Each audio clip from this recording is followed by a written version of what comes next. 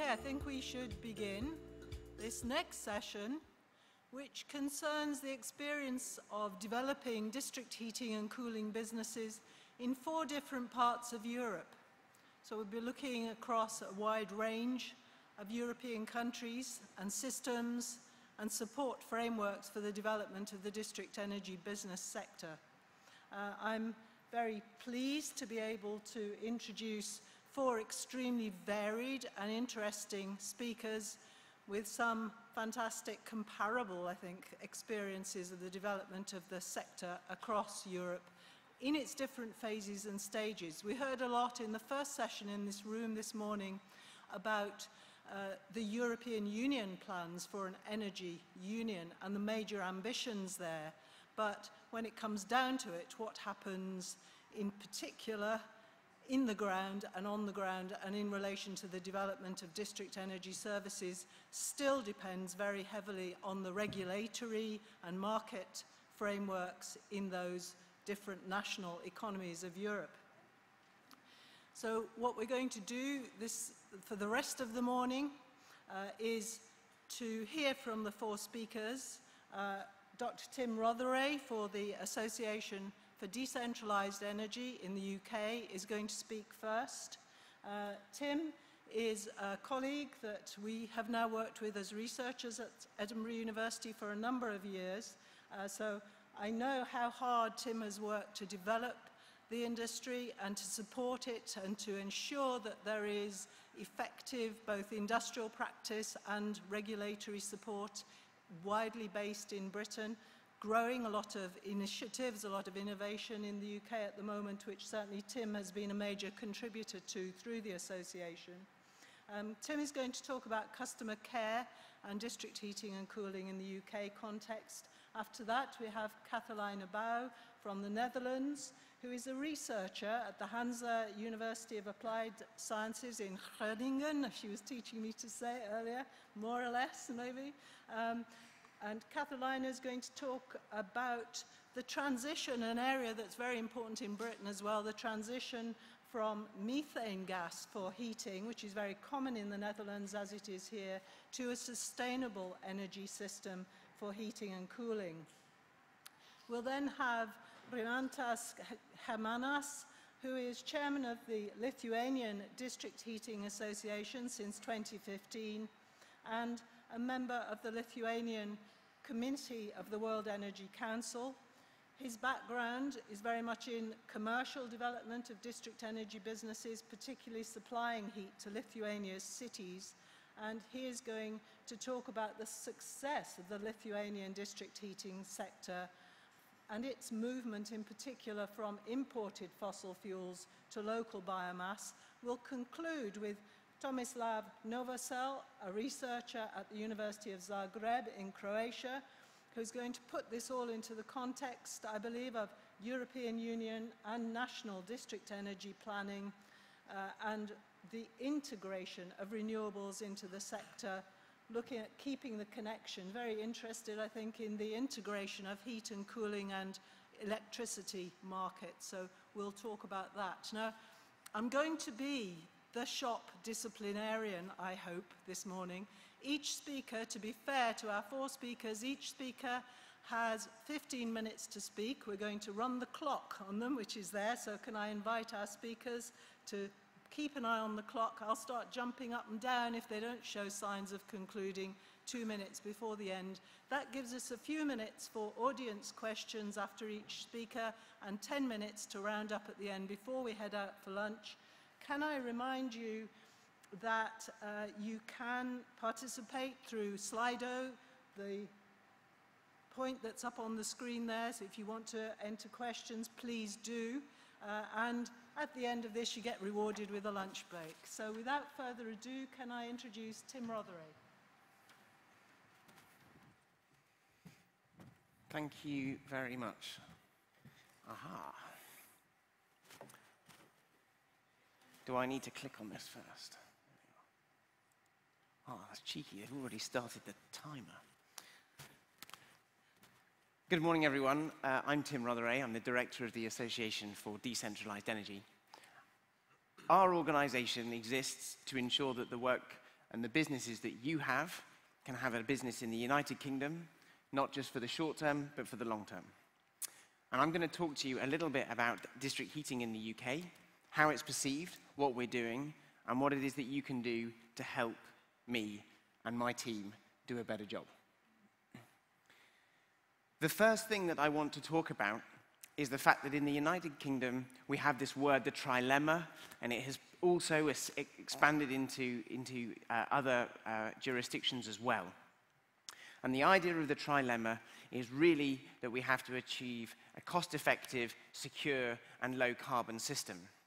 And that is a word, it's a horrendous word, but it's a word that has existed in the UK for at least the past 10 years. But really, what we're seeing is that actually the narrative around energy policy in the UK is becoming one which is focused on cost and security.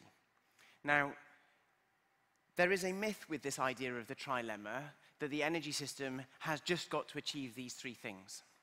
In fact, there are other things that the energy system has to achieve that we just take for granted, and it's because they are organized and work well that we don't do anything about them and we don't talk about them.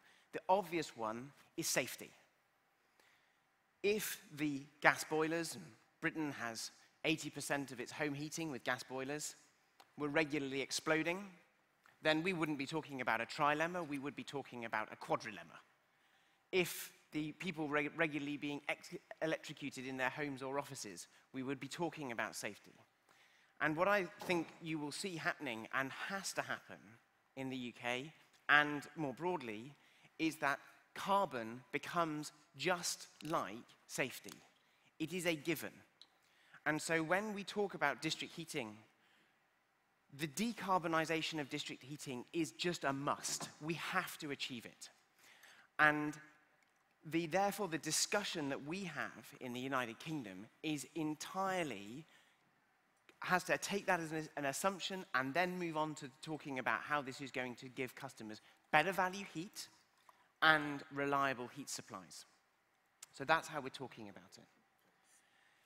So the narrative, therefore, that we have in the UK to talk about district heating is really one around waste. Currently, in Britain, the power generation sector wastes enough heat to heat every single home 1.5 times over. There is enough waste heat in London to heat the city. In fact, there is a great deal of waste heat which is currently not being accessed. And as you know, there is a significant demand for heat. And really, what we need is a network. And so our discussion with government is to say, what we need to have is we need to have an opportunity to connect these sources of waste heat with these customers. And because it's waste, it's low value, it's low cost, which means that we can assure customers in the long term that they will have low and stable energy prices. But it also means that because it's waste, it is something that exists already, and therefore it displaces additional carbon, and so it's low carbon. So we are able to offer a combination of cost and carbon through district heating, and that's the discussion. In district heating, for the people who want to invest in it, there's basically one key issue which divides into two. And the first of the key issue is investability, I should say, and the first of that is around supply and demand. Actually, supply really isn't a problem. We have plenty of waste heat. We've talked about that. We have plenty of it. But if you're an investor in district heating, demand is a risk. It is the key risk in reducing the ability of people to invest in district heating. The reason that it is a risk is that when you look at infrastructure projects in the UK, all of the other infrastructure investments are de-risked through a regulatory system. So if I were an investor with a pension fund, an institutional investor, I can look at gas, I can look at water, I can look at power, roads, rail, and all of those have a clear regulatory infrastructure which enables the risk to be removed from the investor and onto another party. That might be the passengers on a railway service, it might be the customers across the whole of the United Kingdom, but they are de-risked. So we are trying to tackle that problem, and I'm going to tell you about that. The other thing is reputational, and this is something where the industry themselves has a job to play. Customers on district heating, as we all know, are traditionally locked into that system. And we may talk about the ability for those customers to move away from district heating. But in reality, the practical nature of switching away from district heating is often low. And this is reinforced often with contracts which reduce the ability of those customers to switch away. We are seeing an increasing issue with customer service, the quality of the customer service, the reliability of the bills supplied, the reliability of the service that is supplied, and importantly, the willingness and proactive nature of the companies who are supplying the heat to react when customers are not happy. And so we think that this risk, the demand risk and the reputational risk from unhappy customers, are the two key areas that we have to address. So, what are we doing? These are 4 areas that we've identified. You could probably add more. But good customer service, clear and fair pricing, suppliers of heat which are accountable for their actions, and systems that work. They are 4 key things that we think that we need for achieving a contented customer. The ones in that brown color, if they're in dark brown, they are already things that we have put in place. So the association launched a company. It's an independently run company, and it's stakeholder-led. It has industry, but it also has consumer groups and government. That organization, called Heat Trust, you can see the logo on the top right-hand side, that organization provides minimum standards which are the same as those that you would find if you were an electricity or a gas customer. So, for example, if I have a bill and it is inaccurate, I can complain to the supplier. The supplier has 8 weeks to respond to that complaint.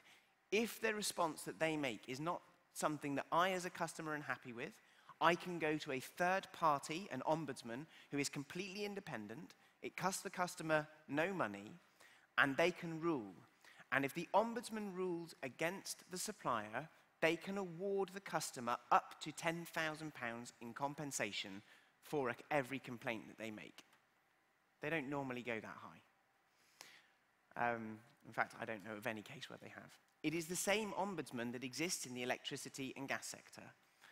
And those companies that are part of Heat Trust, if the ombudsman makes a ruling and the customer accepts it, they are contractually bound to honor the ruling. So they cannot say, oh, actually, we're not going to honor this. They are contractually obliged to do it.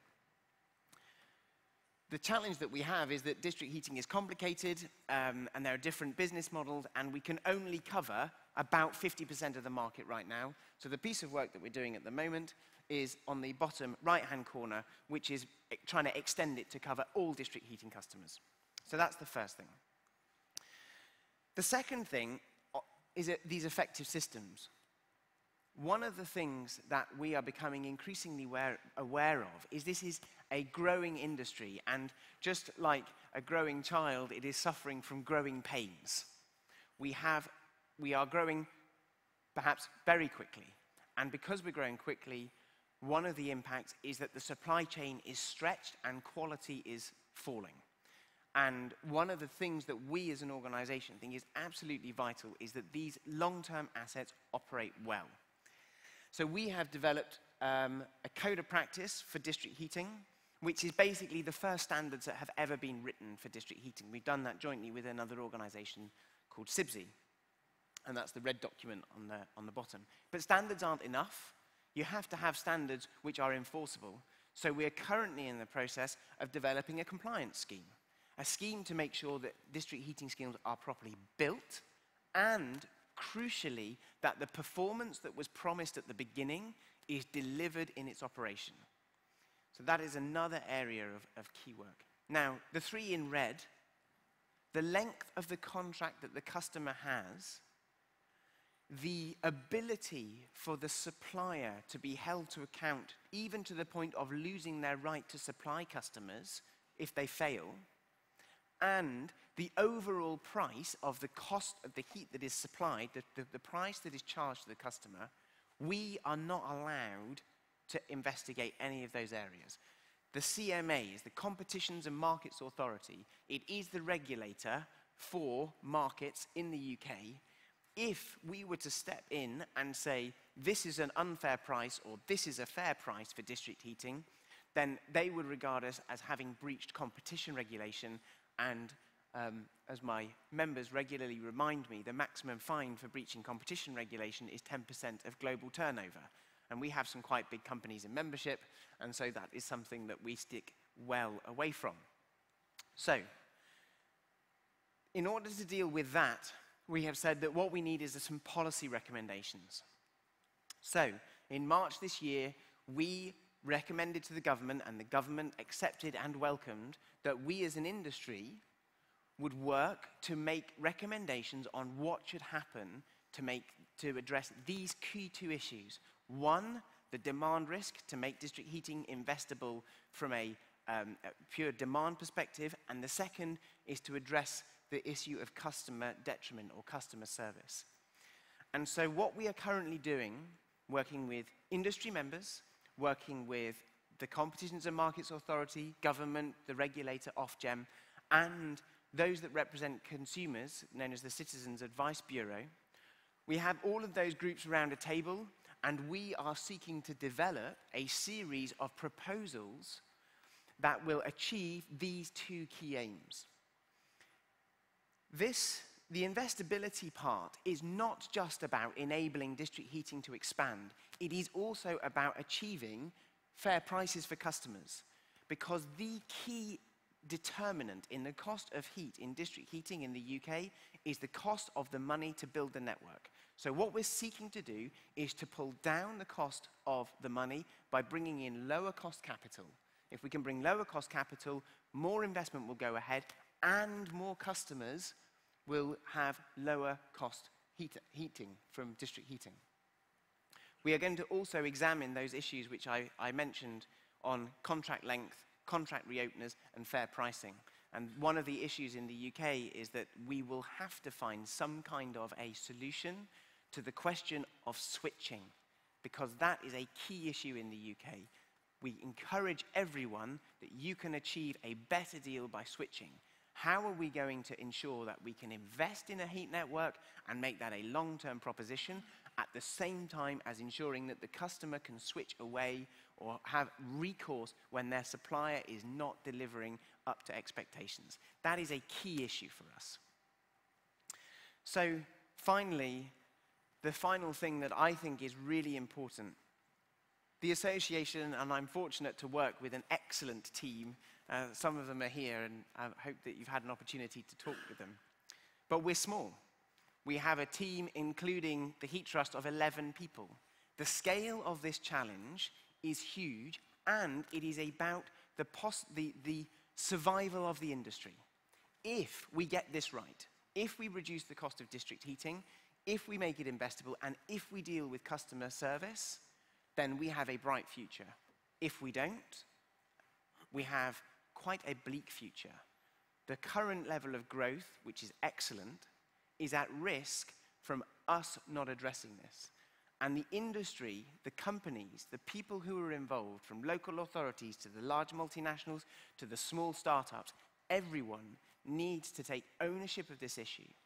And so at an international conference with people from all over Europe and further, I would ask you if you can help and provide us with your input, your expertise, and your advice as to what it is that we can do to ensure that when we build district heating, the customers are happy, and that the quality of service that they get over the long term is something that we can really be proud of.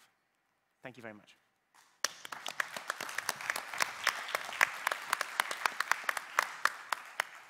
Thank you very much, Tim. I heard Tim asking a question there to the audience at the end, which is, what can the industry be doing? What can you contribute to solving the problems that Tim presented. So on that basis, we have 5 minutes for quick questions or comments. I've either stunned you all into silence or bored you all.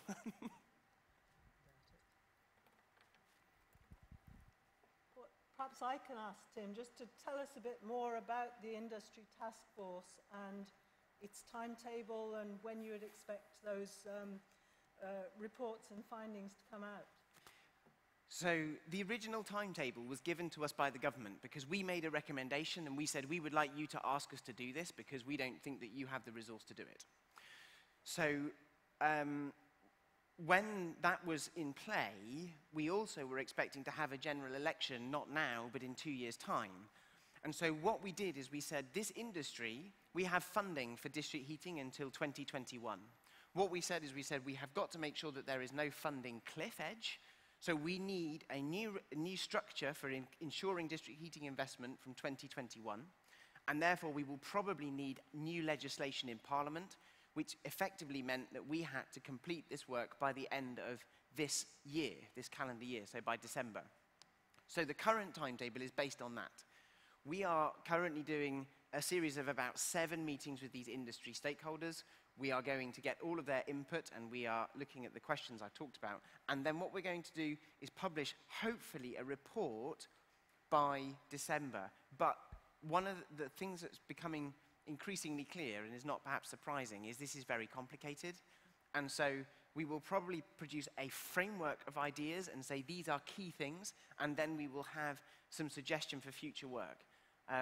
So the original timetable was that this would be done by December. The government would then have time to look at primary legislation. This is an act of Parliament, put it through Parliament, and for everything to be in place by 2021. It may now be that actually we have a little bit more time with the general election, and that may mean that we choose to spend more time developing this because we're trying to create an entire new regulatory framework for the industry. Okay, are there any other questions? Is there a question? Oh, Peter. Hello, Peter from the Austrian District Heating Association. Tim, you said there is a kind of, you need the customers to be able to switch between one and other district heating operator, but the problem is if there is no infrastructure, you need the security of investment when you build a district heating network. But if you operate a district heating network, you need the security that you can supply the customers for a period of time until you get your return. The discussion that we're having with the task force is how we can disconnect the ownership and of the network from the services that go around that. So you may well have an energy center which has got some significant plant with long life, but the operation and maintenance of that can be completely disconnected if you so wish. And so that may be something where you can set up competition. Again, for metering and billing, we already have companies that go in as a third party and provide metering, billing, and customer services on behalf of the network operator. We have had situations where district heating customers are tied into contracts and 40, 50, 60, 70-year contracts, and they're told that one organization will be supplying their heat. You get to a point, not only when they're unhappy, but you get to a point sometimes when all trust is gone and they no longer want to speak to that company. And no matter how well they do it, no matter how much better it gets, they won't trust them. If we are not able to address that, then I think that we will end up with at best, we will be handicapped, and at worst, we will just be regarded as a system that no one wants. So that's what we're going to try and do. Great. Thank you very much. Thank you.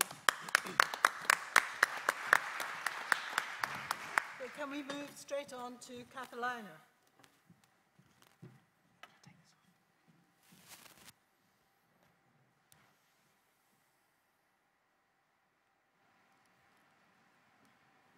So I will be speaking about the current developments around district heating in the Netherlands. There is a lot going on that, but there's also at the same time a big struggle to really get things done because we are a very gas-dependent country. So the presentation focuses on breaking the lock-in from natural gas. So I'm speaking about the transition from natural gas to sustainable alternatives, and thereby I will be focusing on district heating as one of the main alternatives for individual gas-fired heating systems.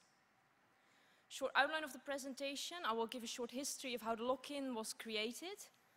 Then I will be speaking about renewable energy targets and earthquakes as drivers for the transition. I'll be talking about some policy developments as facilitators of the transition. And lastly, I will be presenting Groningen region as a possible frontrunners in the transition. So the Dutch, are we gas addicts? Well, a little bit, because over 40% of all of our energy consumption comes from natural gas. So we are quite dependent. It started in 1959 with the discovery of the Groningen gas field. So you see in the map in blue the gas fields, and you see this big blue bubble in the northeast part of the country, which is called the Groningen region, with the Groningen gas field. So this was quite a big discovery at the time, one of the biggest gas fields in the world, and still one of the biggest in Western Europe, with a capacity of about 2,800 billion cubic meters. And when it was discovered, the policy was much focused on a rapid depletion of the field. People really thought that nuclear energy was going to replace fossil fuels within decades, and that gas was a very temporary thing. So what we did is export much of this gas at low cost, particularly, for example, to Italy, also as a political means. And we can really speak about transition back then, because within a decade, 3/4 of the Dutch households was connected to gas infrastructure. Currently, 98% of the Dutch households is connected to gas infrastructure. On the other hand, district heating remains small in relation to individual gas-fired heating systems, with a market share of about 5%, which includes building-scale collective heat. Some of the houses that have district heating connection also have a gas connection, so the percentages on the slide don't add up, and that's the reason why. This graph shows that. So we see in this graph the energy use per capita per day, and in the red line shows what happened after the rollout of the gas infrastructures. We see a rapid increase in the share of natural gas in our energy mix. And obviously now at the end of the graph we need to move in the reverse direction, decreasing the overall energy consumption, increasing the share of renewables. So for a very long time there wasn't a problem at all. We had this amazing energy source. It was clean, it was cheap, that wasn't a problem. Now some trouble in paradise. Of course, we are more aware of climate change, and we closed international agreements to cut down CO2 emissions. And we're not doing too well. So the graph shows the proceedings on the 2020 climate goals in 2013, showing me the purple arrow, the Netherlands, almost in the bottom, only leaving Malta and Luxembourg behind. So this is not going well, and we really need to speed up the transition. But there's also something else that's really speeding up the transition, and that's the seismic activity that is happening in the gas production region. So there are induced earthquakes that are already happening since 1986, and this is something that was denied for a very long time by both the gas industry and the government. So we're not talking about these major disasters happening in Japan and Italy lately, but these are a large number of light earthquakes, almost occurring on a daily basis. Strongest one was in 2012, with a magnitude of 3.6 on the Richter scale. So the frequency is quite high, and this causes damage on constructions. And it also has psychological impact, because people feel really unsafe, and also feel left alone by the government, because there are a lot of issues around dealing with the damage repairs. People feel desperate and really angry. So this is an issue in the region. So this also poses a big challenge for the triangle between people, gas industry, and government. So a real societal challenge. So you'd say that those things really place an incentive for the energy transition. But where to begin? We can do two things. We can start by lowering the gas production, which forces us to move to alternatives. Or we can start with finding the alternatives which allow a lower gas production level. But there are issues with both. So what is a responsible production level, and how much lower can we go? Because we already halved the gas production in a couple of years, from 54 in 2013 to 24 in 2016. So how much lower can we go without endangering our security of supply? But also on the side of the alternatives, there are some issues. So what is the plan for replacing natural gas? This is a chicken and egg problem, so where do we begin? This picture shows a protest with the very left sign saying 0 cubic meters. What is the plan? So people are also looking at the government, so what are we going to do about it? Then, speaking about the government, let's zoom into some policy developments, because the awareness is really there that we should make the transition, and around in the policy context there are some interesting developments. So first, what makes it so hard to break the lock-in? Well, first, this shows that the lock-in is really strong, is that we never responded to an energy crisis. For example, Denmark and Germany did. Denmark in the 70s was affected by the oil crisis and decided to move to more local renewable energy, decreasing their dependency of other countries. Germany, which first had a pro-nuclear policy after the Fukushima disaster, changed their policy into more renewables. And the Netherlands never really did that. So that also makes that the discussion is very recent, and policy needs to be developed. It's not there yet. What's a big drawback is that the energy market is traditionally very centralized. When you look at the gas system, one central production, transportation, everybody has the same technology. It's very centralized, whereas district heating is a local solution and also should be organized at a local scale, which requires other governance structures. Then we've heard in the previous presentation also the low public support at people. This is something, the heating transition, that comes very close to people. It's happening behind their front doors, and public support is a big issue. Then lastly, gas is considered a transition fuel. It's flexible, it's relatively clean. The position is that we're really going to need that for a while. So we're kind of maintaining a system that we also want to get rid of, and that doesn't really work out so well. And lastly, also pointed out in the last presentation, the investment issue. Who is going to invest in the networks? In the Netherlands, the market should really take up energy innovations. And with district heating, that is a big problem because the networks have a lot of costs up front, relatively low, long payback times, and relatively small margins. So not the most attractive investment for investors. Then what's on the national energy agenda? The policy in the Netherlands is much focused on CO2 emission savings and also on decreasing the dependency of natural gas. So there really is a lot of awareness that heating is a very big part of the energy transition. So also there's a large role for sustainable heating, in particular on district heating based on waste heat and renewable energy sources. So two developments that I wanted to point out. First is district heating law, that we have a regulated market with a price cap regulation, which is very surprisingly based on natural gas. So that makes it very difficult to develop district heating as a competitor for gas, because they're very linked. Law is currently under revision because there were a lot of issues. Then the other one is the municipal heating plan. So the first thing that you want to do when you want to do something else to break the lock-in is to also allow to do something else. This municipal heating plan allows municipalities to say in certain regions we can also do something else. So this mandatory connection to the gas infrastructure, we can exempt from that regulation. Some other developments that I want to point out. So we have a lot of discussion in the Netherlands about the market design. So there's a lot of attention for open networks, including third-party access.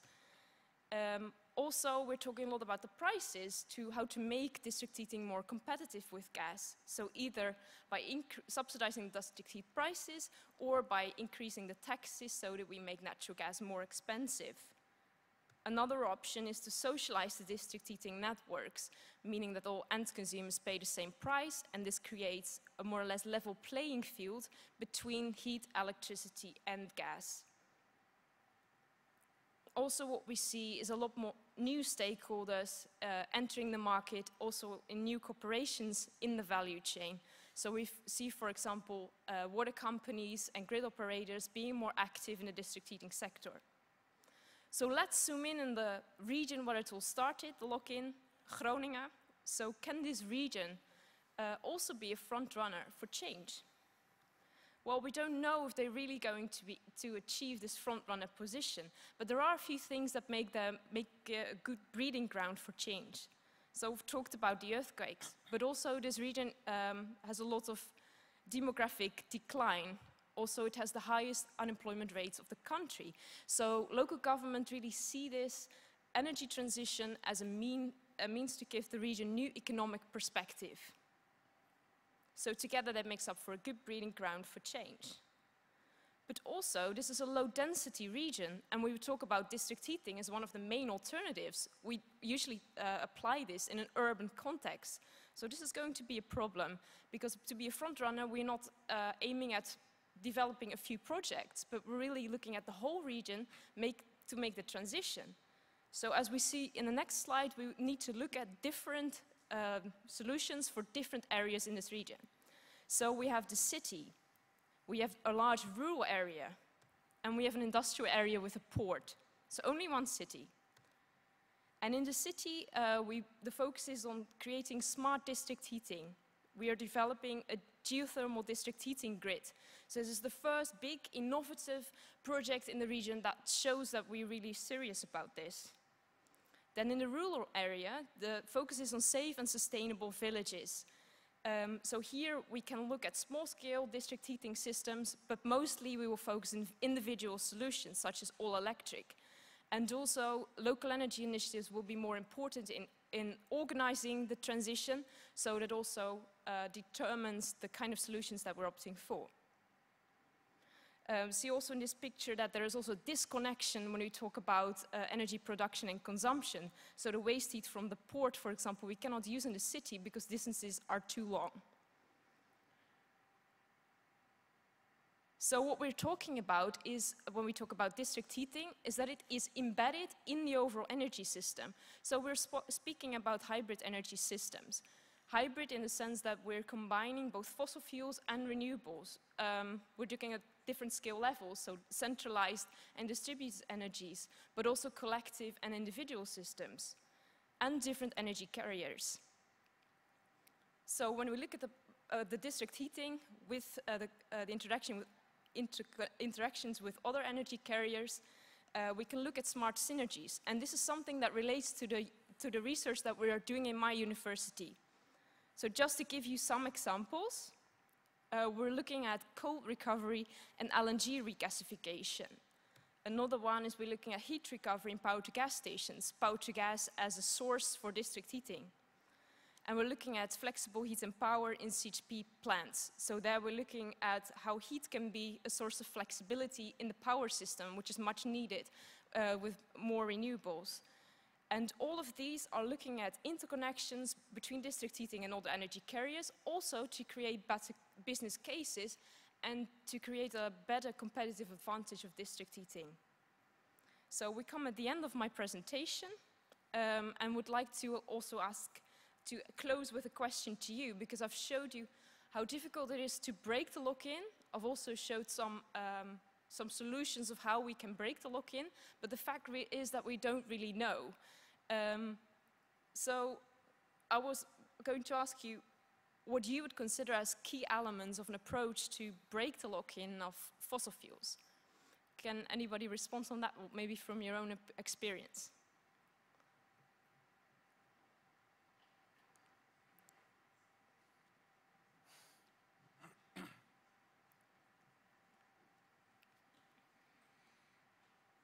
Hello, Christian Renström from Fortum. It's always dangerous to give advice based on a short presentation. But a couple of reflections maybe anyway. I think that this mandatory connection into the gas network, that's maybe something that you should think about to stop. I mean, if people don't need gas, why do they have to connect? And if that's the will of the government to reduce the gas dependency, then there is little point in having mandatory connections, I guess. Then it's much about the competitiveness of heating, district heating against the alternatives. So that's that's something that needs to be worked out. If the gas price is very low, it might be very challenging. So that's then a political decision, maybe, to do something about it today, or then, because there are other costs for society, like these earthquakes and whatever, that are not probably in the gas price today. So it's not fully cost reflective, and then it's up to the politicians that if they want to do something about it, then they should probably do it. Or then we can wait until the gas price goes up again. Catalina, would you like to respond to that? I couldn't quite understand the last bit that you were saying. I understood that you said that the gas price is much more of influence than the earthquakes, for example, right? Yeah, I mean, the earthquakes probably create costs to society. Yes. And the gas price in your country is also, it's probably more linked to the international gas price and indexes and so on. So there is probably not a cost impact from these earthquakes and the cost to society in the gas price that the customer pays. So if the government wants to make something, and then they can use the tax instrument to increase the gas price, and then take care of the society costs in the area which is impacted by the gas production. Yes. Yeah, well, as for now, of course, there's a lot of extra cost in the gas industry now because all those houses need to be repaired and everything. But this also is, the Netherlands is really also a part of a trading system. It's not that we're producing for our own country, but we export and import gas a lot. So overall, it doesn't affect the prices that much.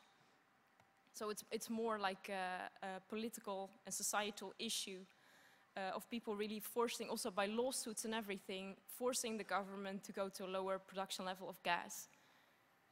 And it doesn't really decrease the prices because there's also the export and everything. Thank you. Is there anyone else who would like to respond to Catalina's challenge to how we break that dependence on fossil fuels for heating and cooling? Or is there anyone who would like to ask a question on another issue that comes from Catalina's talk?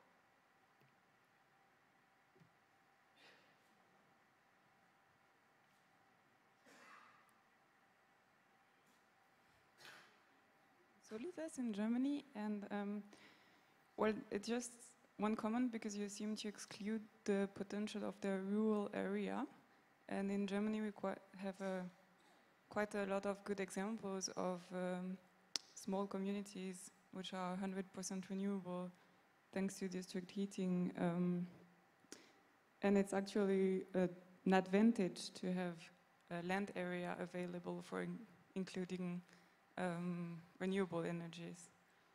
So, yes, this is something that we're looking at very much interest in Germany, that you have this local energy communities, and within a village they become 100% renewable energy, and we see that there's also sometimes happening with district heating. And in the Netherlands we don't really see that happening. For example, there's one example of a cooperative organized district heating system. So we're not really sure why it's so difficult in the Netherlands to create that kind of project. While, for example, we see in Germany and in Denmark a lot of community energy projects that are much more successful also. So this is a movement that will be important in making the heating transition, but we're not really sure how and how to equip the people to do that themselves. And it also has to do with the competitive position of heat versus all electric. All electric is really a big competitor.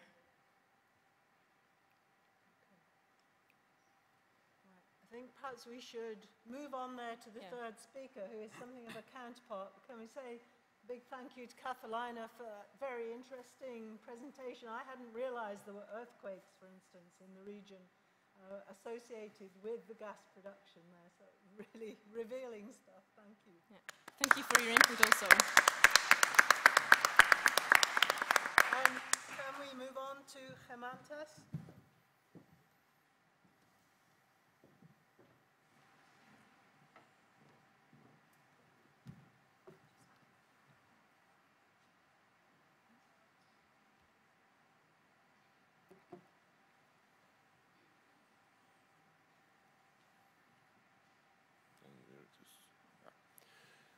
Good morning, everybody. First, I would like to say a few words about Lithuania and district heating in Lithuania. Second, I will present for you the success story about fuel conversion. And third, I will do some conclusions. Lithuania is one of the Baltic countries bordering with Poland, Belarus, Latvia, and Russia. Population is less than 3 million. GDP per capita reaches $14,200. Majority of population reside in apartment houses, which are the main district heating consumers. These houses are built up in Soviet times, and this is a big problem, not only technical but also social. That is, however, it's another story maybe for the next Congress. The rate of this majority is 57%, and because of that rate, district heating is very important in Lithuania. And every heating season, district heating is on headlines. Now main figures of the sector. Production is stabilized, and new clients are coming.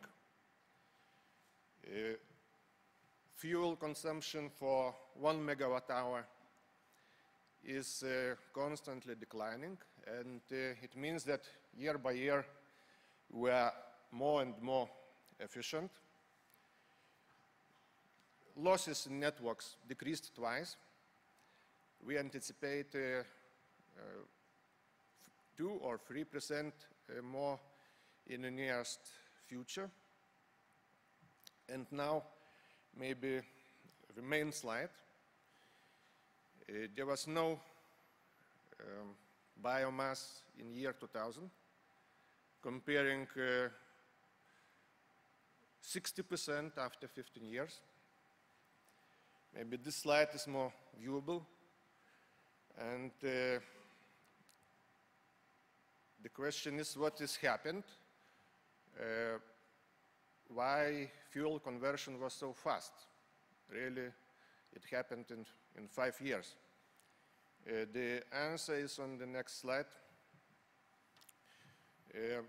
Until year 2008, there was not significant difference between biomass and gas prices.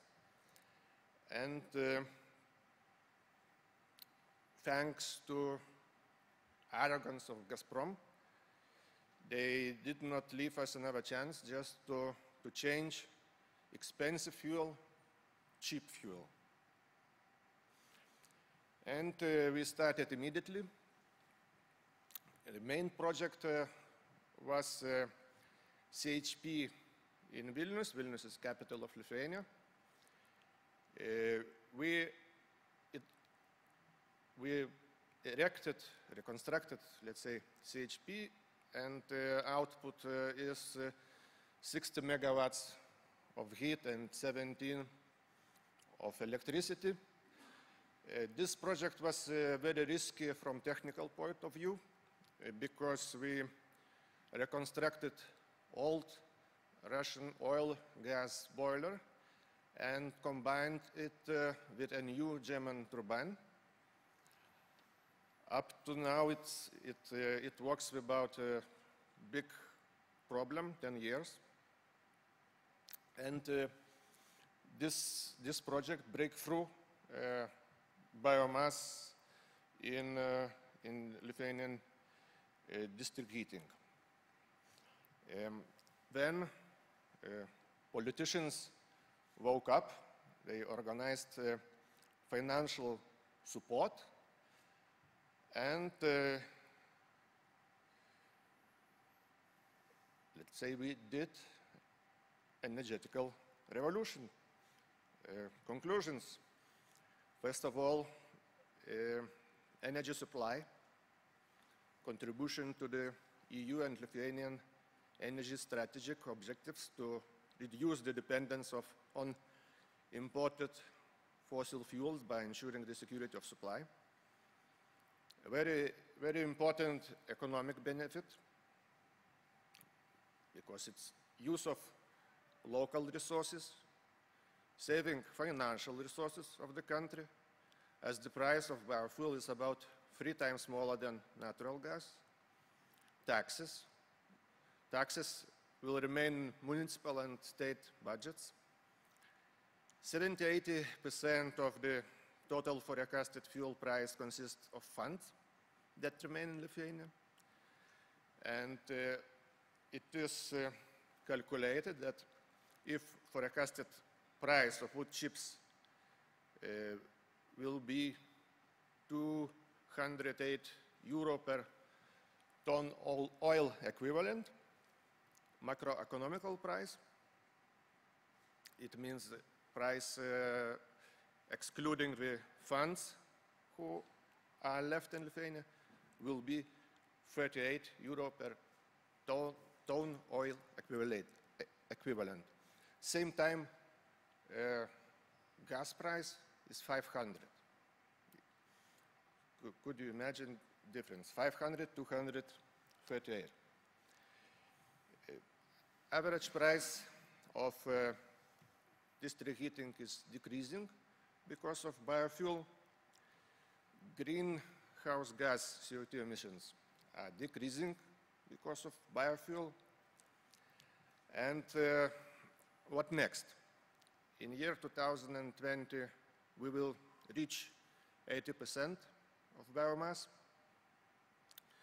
There is a reserve, economically reasonable reserve, to decrease heat losses in production to 3%, in transmission 3%, but biggest reserve is 32% in consumption, but this question is not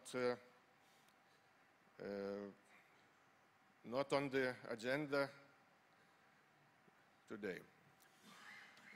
Vilnius City, capital of Lithuania, outside temperature minus 19 degrees.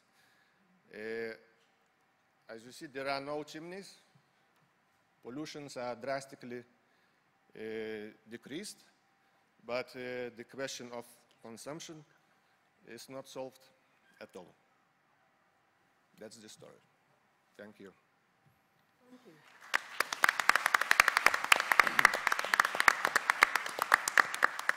Can I invite the audience to address questions to Rimantas?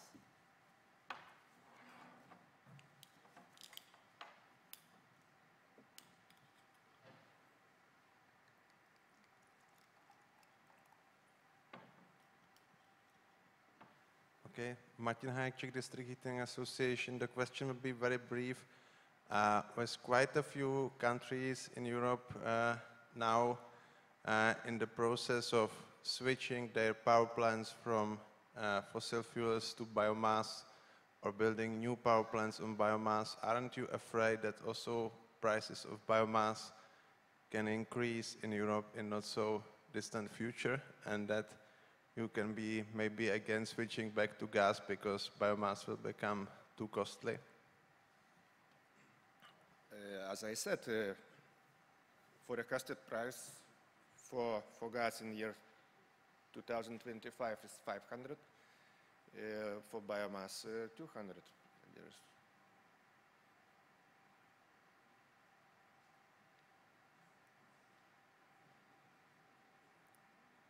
Price governs. Pardon? Do you think the price of that supply will change as demand for biomass increases in other areas of Europe? There is no direct link between gas and biomass, because, let's say, we have possibility. Sorry, once more. The question was, because there are plans or construction already ongoing in many countries in Europe for condensing power plants on biomass, which means that the demand for biomass will drastically increase in the next years, and Baltics are already exporting quite some biomass to other countries. Aren't you afraid that the prices of that this can affect prices of biomass, which can increase? That was the question. Now, biomass infrastructure is working, let's say, particularly in Lithuania, in 100 kilometers circle. And I am not very optimistic about trading of biomass between countries and regions. Are there other questions out there?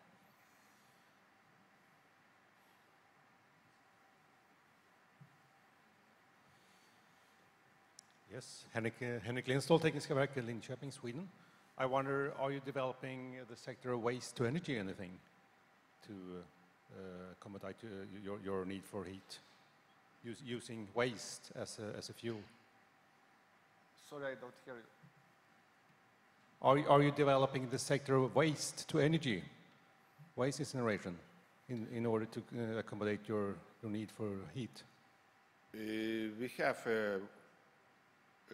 one waste power plant erected, and few power plants are planning to erect.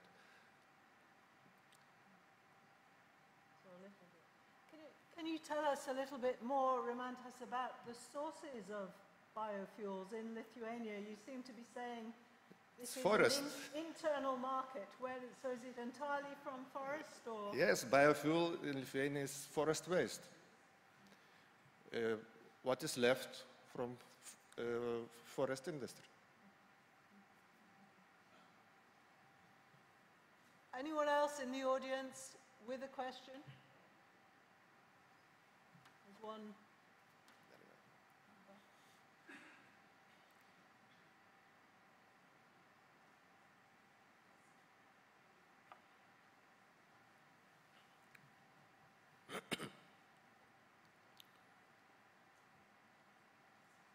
Hello. Yeah, just you mentioned demand. There's not been focus on demand, but when you saw the buildings, actually reducing the demand, is that not also an area worth or a lot of investment going into, insulation, etc.? Could you repeat, please? Yeah. You also mentioned that there was not a lot of work on reducing the demand. Yes. So I'm assuming there's not a lot of investment in insulation? Yes, exactly. Why not? It's a question to government, not for district heating.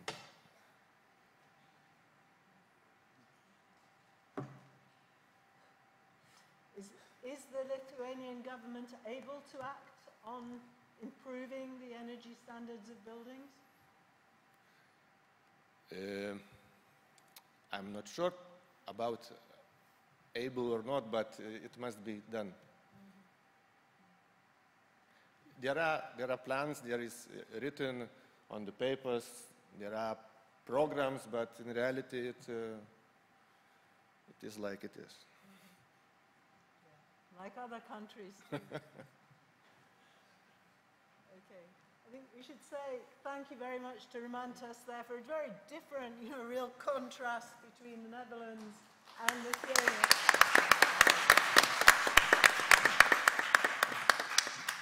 I invite our fourth speaker then, Tom, to talk about the context in Croatia.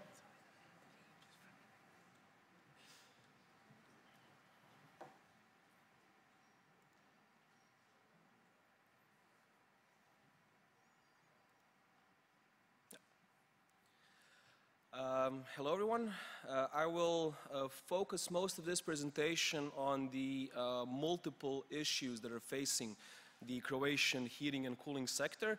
15 minutes is quite a short time for quite a lot of issues, so this will be a very shallow presentation. And unfortunately, most of the issues that you will hear here are very general and I think well known.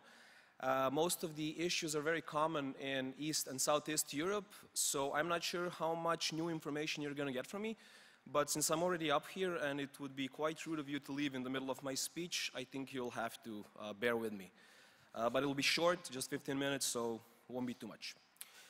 Just to give you a brief point of reference to what and where Croatia is, it's actually quite similar to the last presentation. It's a very small, centralized country with a population of about 4 million people.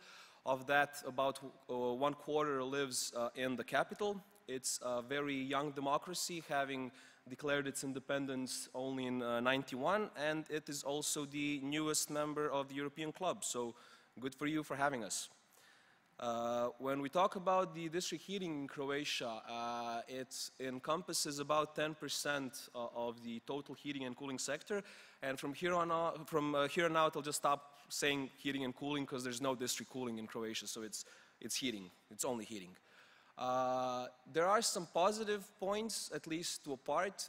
The fuel mix is relatively clean, so at least, if nothing else, we don't use coal in district heating, like some Eastern countries, so it's mostly gas-based. And there is a strong shift away from oil and towards gas. There is also a very, very small share of renewables, mostly a little bit of biomass, and there is actually one geothermal plant in Croatia, so at least that's nice. And you will see in a lot of statistics that it says that 70% of the heat in district heating is recycled heat. That is technically true, but it's a bit misleading. This is all a large CHP unit. So these are all units specifically designed to produce energy. So it's not real excess or waste heat. One thing that is quite special in the Croatian district heating market is actually the share of ownership between different companies. We have one company, it's the national utility company called HEP, which owns about 91% of the district heating sector. So when we talk about district heating, we talk about them, and we basically have a national company. From a legal point of view, and don't worry, I won't talk too much about this part, we are governed by free principle laws, and there's two things that are quite interesting here. So first is the definition of actors in district heating, which is a bit overly complicated in my point of view. As you can see, the word consumers is mentioned twice. So the producers, distributors, and suppliers, that's quite basic and quite understandable. But what the suppliers do is they don't buy heat from the producers and sell them to the actual users, the buildings. They first sell their heat to heat consumers, which then sell the heat to final consumers. So we basically have a retail and a wholesale market of heat. Does this work in practice? Of course it doesn't, because district heating is usually a national monopoly. So we have one company, mostly, that operates all of these parts except the act of a final consumer. In some larger systems, this is basically one company that is split into several sister companies, but it's still the same company. And also one thing that was introduced in the latest heat market law is that virtually all multi-apartment buildings have to have individual heat metering. And this is actually the result of much problems when it comes to the public perception of district heating. The picture you see here, for those of you who are not fluent in Croatian, this was a gentleman burning his heat bill in one of our cities, and this is actually a very good indication as to what the people think of district heating in Croatia. They think it's an old, inefficient, unfair system, and they generally don't like it. Why is that so?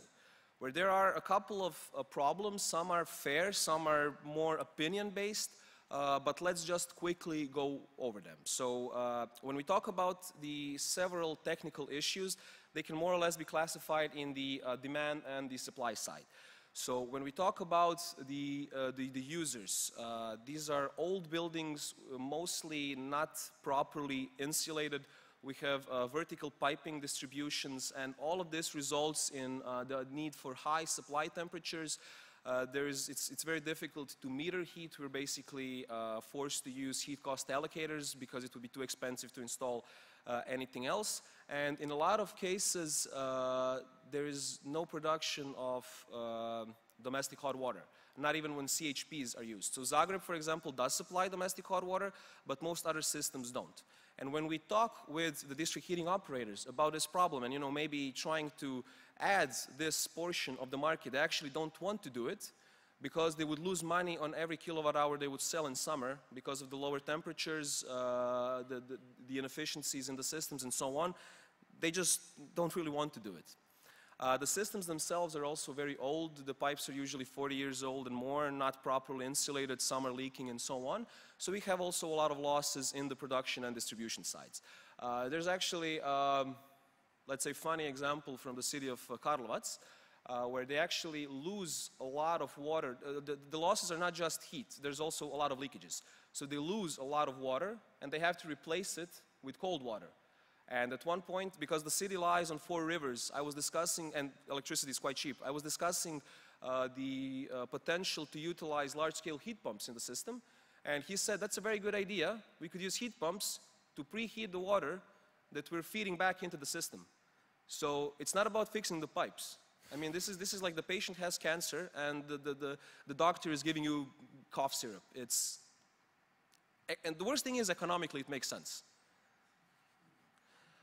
And also there's one more problem that is hopefully going to be solved. The substations are actually not owned by the district heating company, they're owned by the building owners. So if the district heating operator wants to replace old inefficient substations, they legally can't. But these problems are all relatively easily solved. You just need to throw enough money at them and they will go away. The problem are actually the different non-technical issues. So we do have a liberalized heat market, but the heat prices are highly regulated by our energy regulatory agency. And for this reason, this agency is facing pressures on both sides. So from one side, the district heating companies want to increase the price of heat so they can actually start turning a profit. And on the other side, the politicians are forcing the agency to keep the prices low because which government will survive an increase in heat prices? And no government wants to lose elections. There's also a lack of a coherent strategy for the planning of district heating and other energy-related sectors. And there's this funny thing that I said about the national district heating company. Actually, the gas companies are mostly city-owned. So the cities have no incentive to promote district heating because they would lose customers and the gas actually provides revenue for them. The heat prices are artificially low because of the regulation. And what's even worse, if you look at the first graph, that shows you the average heat prices in some Croatian cities.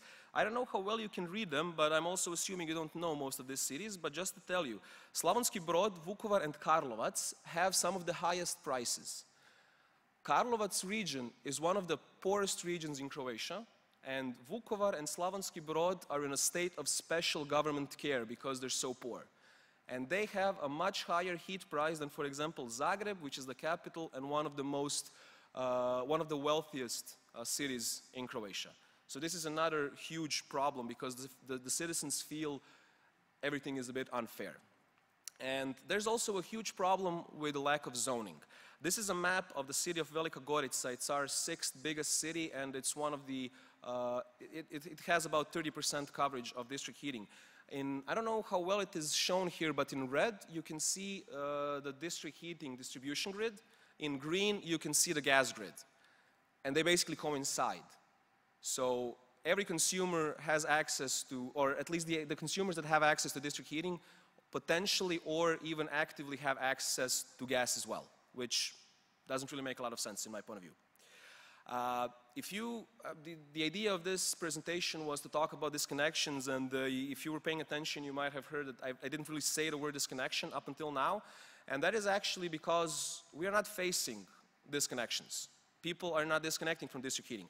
I've zoomed into this graph. It doesn't really look pretty, but if I left it from 0 to maximum, you wouldn't see anything on it. The level of consumers is staying more or less stable. So, did we do something good? Well, not really. We simply limited the options for disconnections.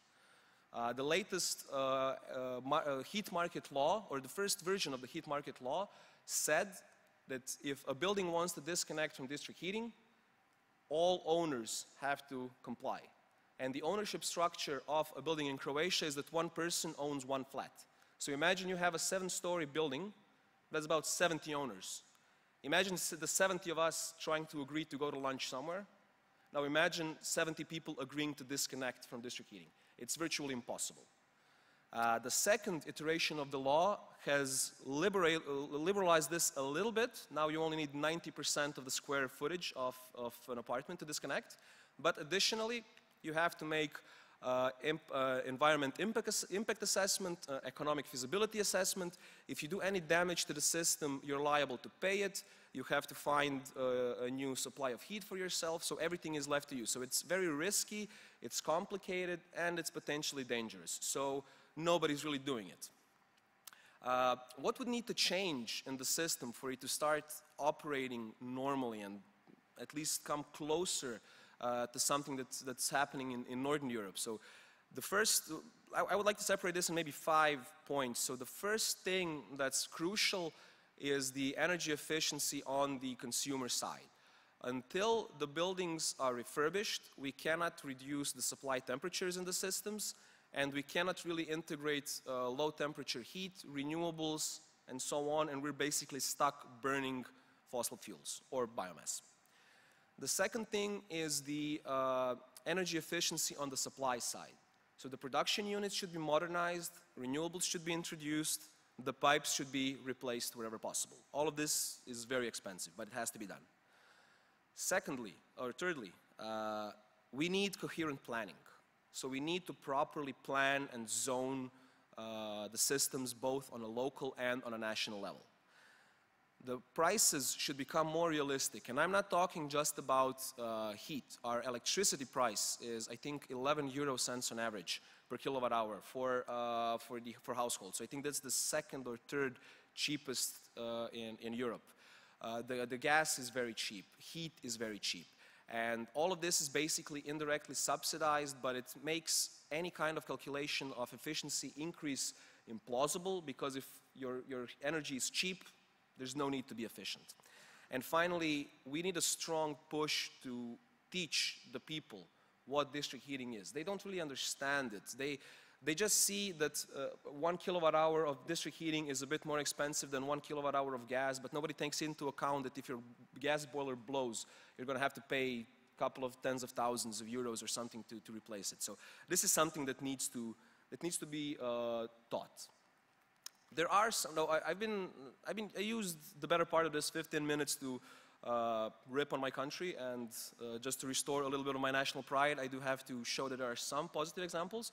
So the first picture you might recognize from the what needs to be done, this is actually a building in Croatia, so we are refurbishing buildings. I think the refurbishment rate is almost 3%, so we are hitting the targets more or less. This is something very positive. There is a push to introduce more biomass into the district heating system. So the 2 larger units you see are actually both owned by the national company, and they are large-scale biomass district heating plants, which have either started operation or will start operation from next season. And finally, one of our municipalities has actually received the European Sustainable Energy Award for 2016. And that was the municipality of Pokupsko, which introduced a municipally owned district heating company, biomass district heating company into the municipality. Aside from this, we are spending a lot of time at the faculty to talk with the district heating operators, with the cities, and they do understand that they have problems. They do want to change. The biggest problem is how to get finance. This is also something that is slowly moving for the better. So the future might not be as grim as it looks from my speech. And also, I've done my country a great service with the pictures I've shown. This is also Croatia, so it's a very beautiful country. Do come visit, and if you do, send me an email, and yeah, maybe we could change something. Thank you.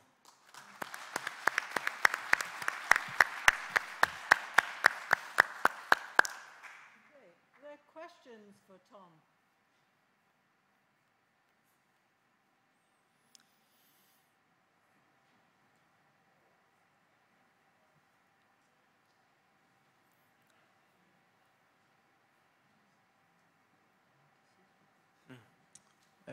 Very interesting speech and talk.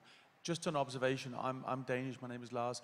In Denmark, what they did is they hiked the price of fossil fuels to get the market forces, and that's, as you're saying, is the challenge. So it somehow is maybe requires the political will, and then things could happen. But it's how to get to that.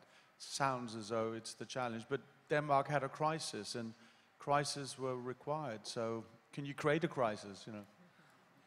Well, the thing is, we're facing a potential third parliamentary election in 2 years. So the government currently isn't really stable, and trying to make it increase prices for the citizens will be very difficult. Maybe if the elections pass, somebody gets a stronger majority, potentially, but I'm afraid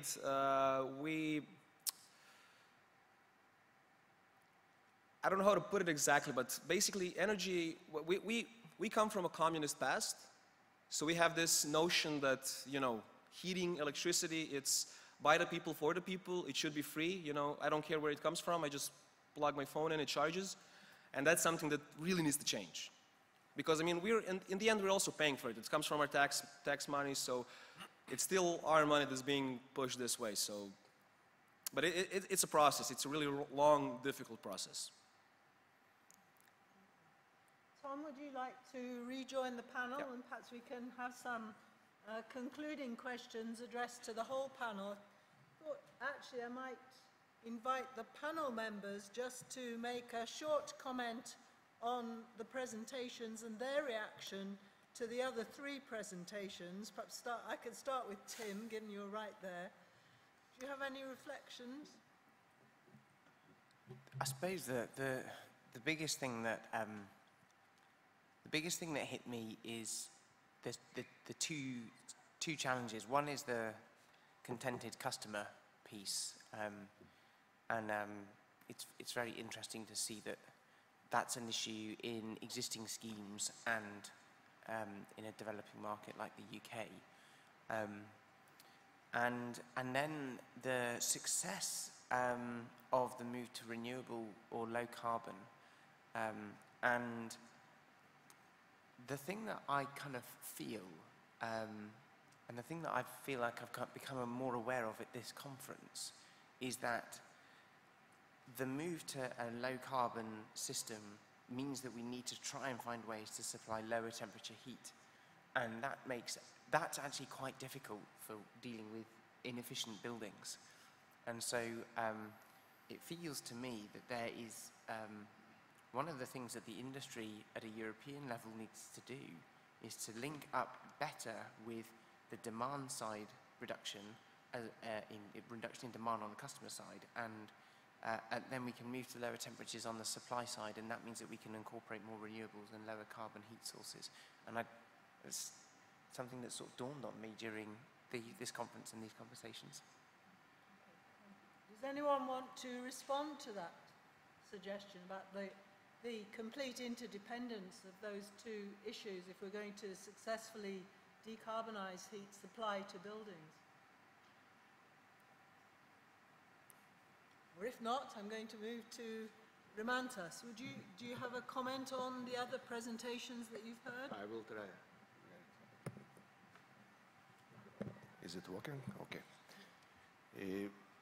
Main idea is that every situation is very different. And the question is about EU policy. I'm not sure that we need very, very,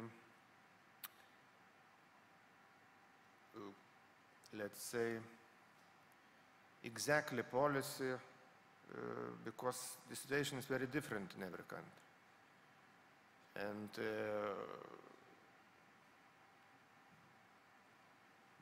I think that to do district heating in UK is no sense at all.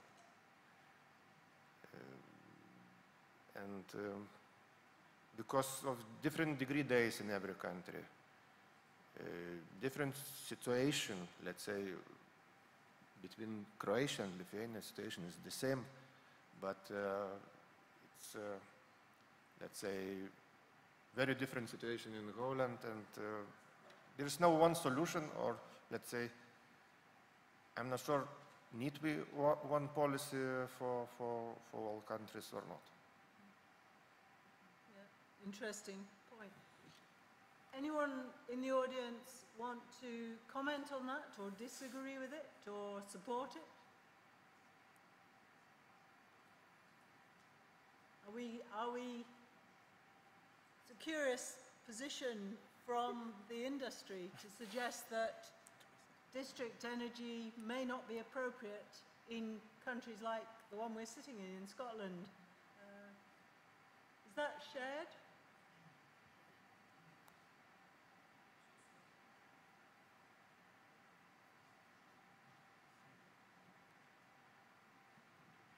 No, for me, the heat networks make the same sense here.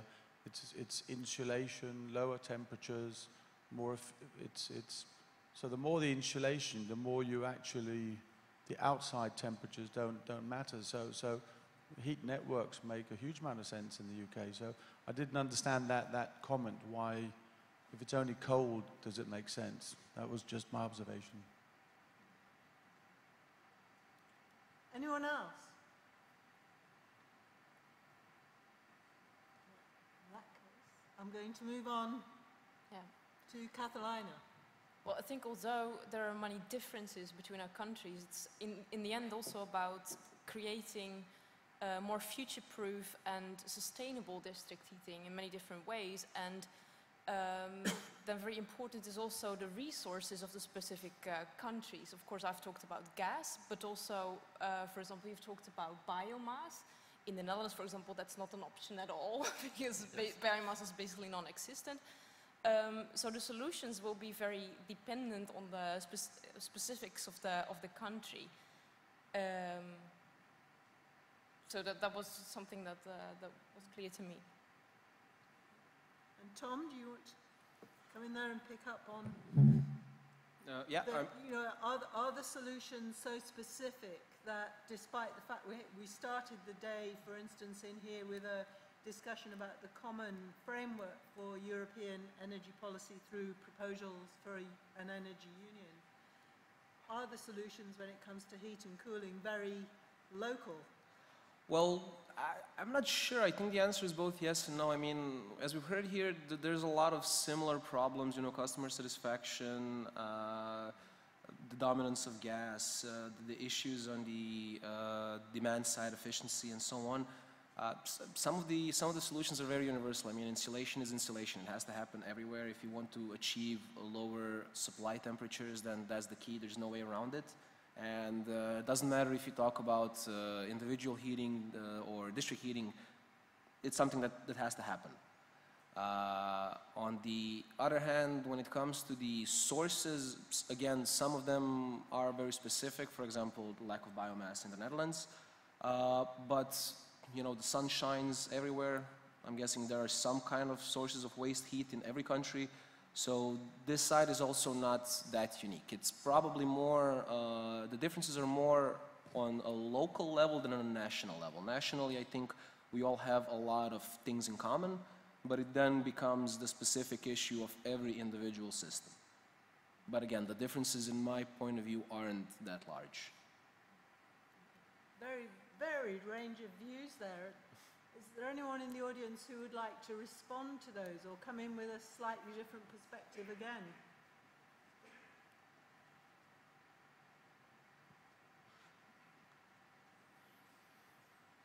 Yes, Pascal Roger from FEDEN France. I think this morning the analysis that has been done by the representative of the European Commission applies to almost every country. The fact is 50% of our energy consumption is heat. And in this heat consumption, the residential heating is a significant part of it. And what we have seen is that district heating systems are a way to develop massively at affordable cost solutions to lower the carbon content of this heat. Thereafter, obviously the solutions depend on the characteristics of every region, or I would even say every territory. So that the problem of the policy, of the European policy, is to share the targets. And I'm very impressed, for instance, with Croatia. And there is one thing that because today your system is not satisfactory, but still it's a huge asset to have all those buildings connected to a centralized system. Because if you want to move forward and make a real progress in terms of greening your energy, those assets can be transformed because you have all this bunch of connected customers, and the problem is how to change from a dissatisfaction towards a satisfaction. Probably you need to develop some best practices, but still it is an asset, because in all our countries, all the district heating systems, before becoming performing, were non-performing in terms of environmental impact. So that I think what is very interesting in the European policy is that we share the same targets, but the way to decline it on technical projects has to be analyzed country per country. And I was also impressed by your analysis in the Netherlands. I think your approach is very pragmatic. I don't know if I addressed your question, but this is my reaction. Would someone, who on the panel would like to respond to that comment first? Tim? When you were talking, what came to my mind was a quote from Winston Churchill. He said that democracy is a really poor system for government until you've looked at all of the other systems.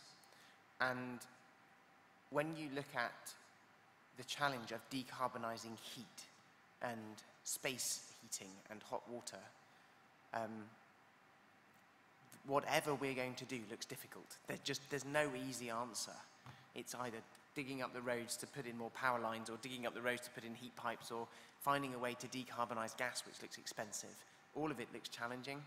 And so, although I can understand the position which says, oh, actually, this isn't, the UK's got a good system right now. If we're going to hit our targets, it becomes economically clear that heat networks make sense. I also enjoyed your comment about the fact that everything was not great once, and we made it better. I think the UK needs to hear that, because we've got some great schemes, we've got some really good stories, but we've got some bad ones, and the bad ones are doing a lot of damage. Thank you, Tim. Katharina, would you like to comment? I don't want to force people to speak if they don't wish to. No, that's fine.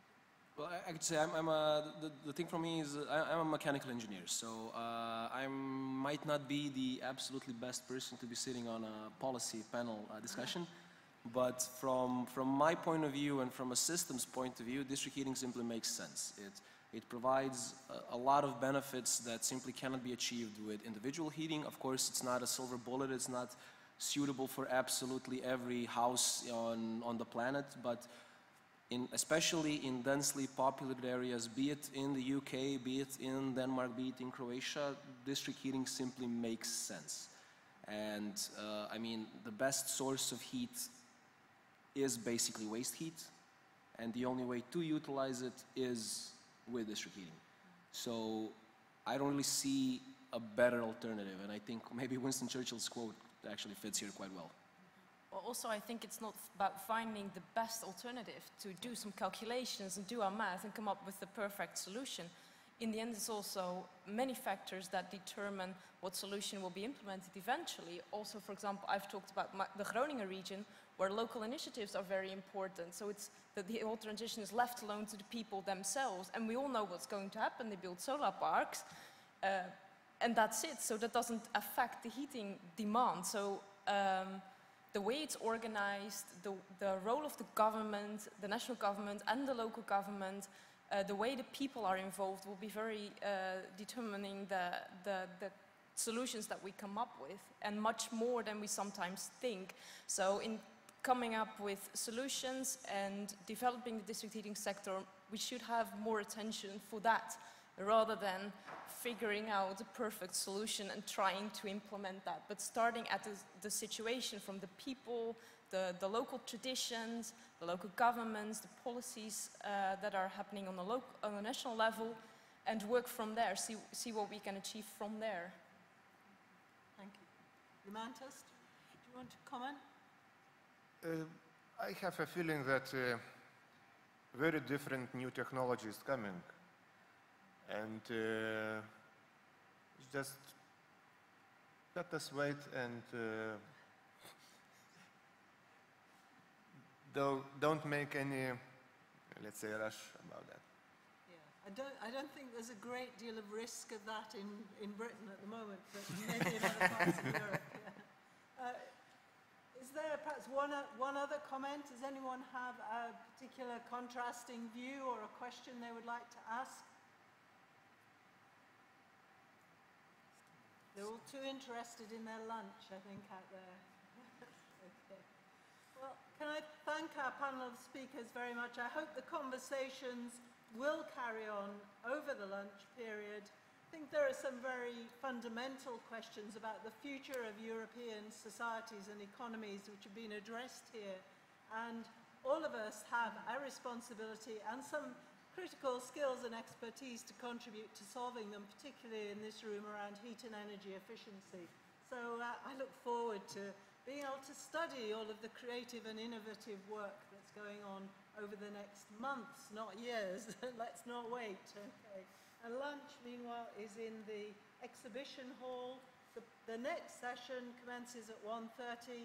And can we please conclude by thanking all of our speakers once again?